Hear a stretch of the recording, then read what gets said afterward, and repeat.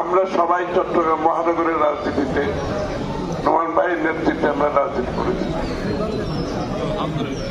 চট্টগ্রামের রাজনীতিতে আমরা আন্দোলন সংগ্রামে রাজপথে একসাথে কাজ করেছি।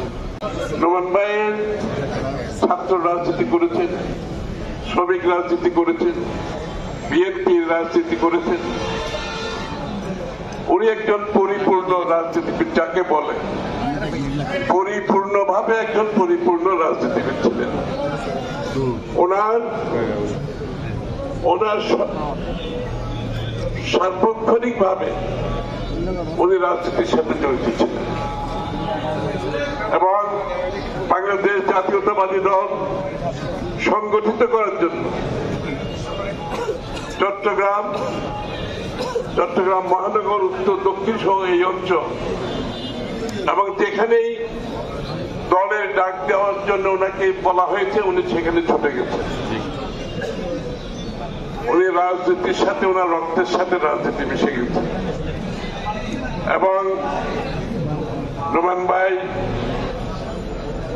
আমাদের চট্টগ্রামের রাজনীতি কেন্দ্রীয়ভাবে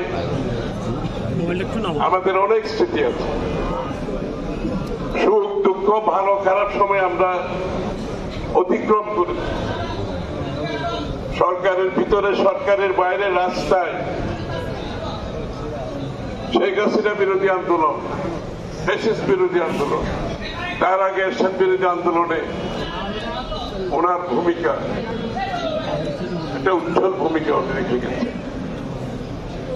এবং আমরা চট্টগ্রামের রাজনীতিতে আমরা সকলে ওনার অবদানের জন্য আমরা ঋণী ওনার কাছে।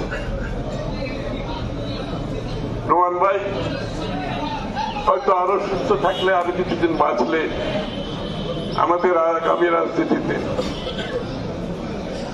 বিশেষ করে আজকের যে প্রেক্ষাপট, আরেকটি ক্রান্তি লগ্নে আমরা এসে পড়েছি।